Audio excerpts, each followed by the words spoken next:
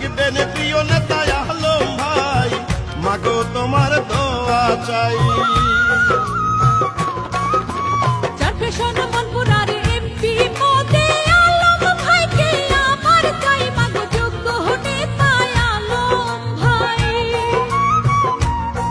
বন্ধু আলম ভাইয়ের জন্য দোয়া চাই। যত আছেন মই মুরব্বী ছোট বড় এলাকা